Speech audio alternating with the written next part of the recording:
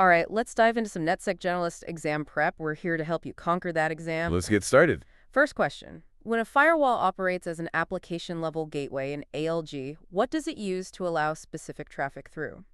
Options are port forwarding, pinhole, NAT traversal, or encapsulation. What do you think? Tricky one. But think about it, an ALG needs to dynamically open and close pathways, right? Okay, yeah. So the answer is pinhole. Pinhole, okay. Why not port forwarding? Doesn't that open pathways too? It does, but it leaves them open. A pinhole's more like a drawbridge. Stays closed unless an app requests access. Opens just long enough for communication, then closes right back up. Ah, so it's super secure, only letting in what's needed. Exactly. Minimizes any unwanted traffic sneaking through. This pinholing idea, it must be used in lots of situations. Absolutely. Think online gaming or video conferencing. They need communication behind firewalls. Pinholing allows that securely. Like a secret handshake between devices, verifying before communicating? Okay, question 2.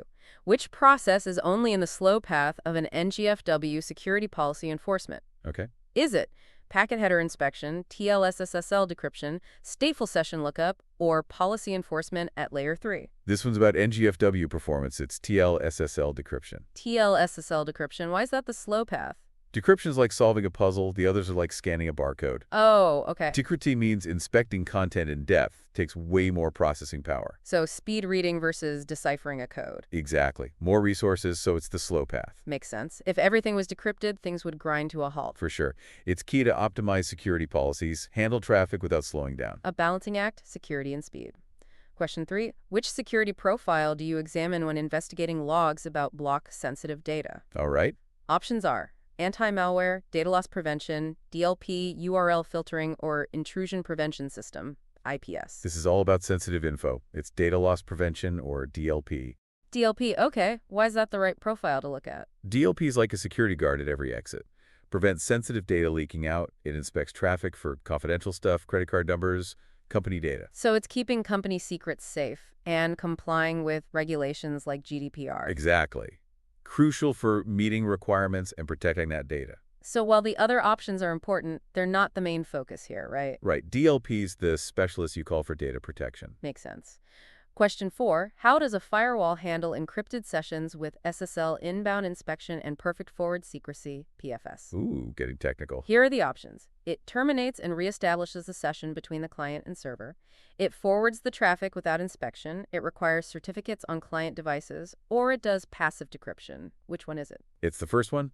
Terminates and reestablishes the session. So the firewall is like a good man in the middle. Good way to put it. It intercepts, decrypts to check for threats, re-encrypts with new keys, then sends it to the server. Like checking a package at customs, then resealing it. How does it decrypt without compromising security? That's where PFS comes in. Even if the firewall's key is compromised, past sessions are safe. They used unique keys. Extra layer of protection. So understanding how these things work in real life is just as important as the definitions. Definitely. On to question 5. When log forwarding to a cloud service fails, what do you check first? Let's see. SSL TLS handshake, certificate validity on the firewall, traffic logs, or user authentication? Common issue. Most likely, it's the certificate validity on the firewall. Certificate validity, right. Secure communication is key, but why is that so crucial here? Firewall uses certificates to establish a secure connection. If it's expired or untrusted, connection fails. Like an expired ID at a big event, you can't get in. Great analogy. Simple check, but avoids headaches. For sure. Question 6. In Prisma SD1, what's the best initial troubleshooting step when VoIP calls have jitter and packet loss? Void issues. Interesting. Implement new QS policies, monitor live network path performance, configure additional VPN tunnels, or increase bandwidth. With voice and SD1, visibility is key. Monitor live network path performance. Why not just implement QS policies first? They prioritize voice traffic. Might seem faster, but without knowing the root cause, QS might not help. Monitoring gives you a real-time view of the traffic, like a doctor listening to a heartbeat before tests. Diagnose before prescribing solutions shows that even with fancy tech, network basics are still crucial. Absolutely. Let's talk zero trust. Question 7.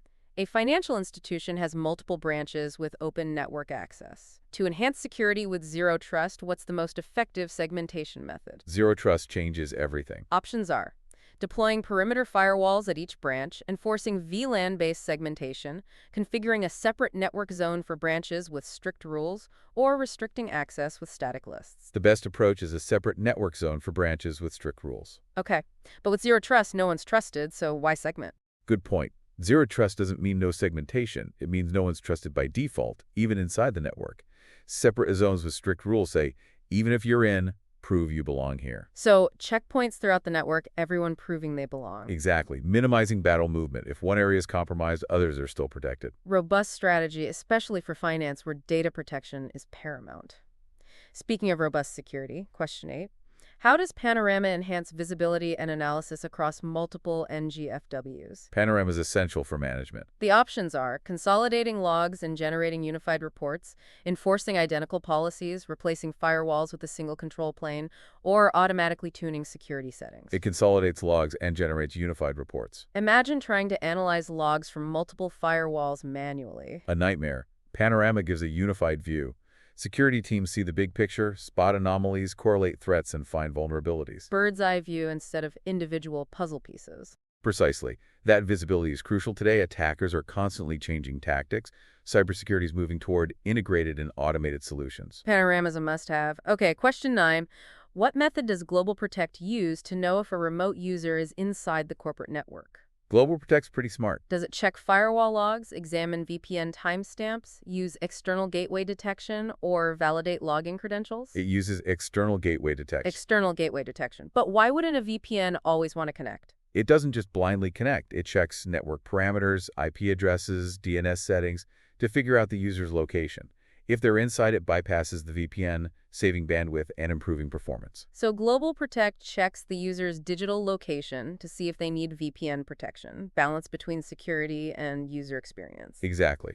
No need to slow users down if they're already safe. Last question. What security mechanism checks endpoint compliance after connecting to a Global Protect gateway? Keeping those devices in check. Is it device posture assessment, IP address tracking, authentication logs, or firewall session monitoring? It's device posture assessment. Device posture assessment. Why is that crucial, especially with remote work and BYO'd? It's like a health check for devices. Checks antivirus, OS version, firewall settings, disk encryption.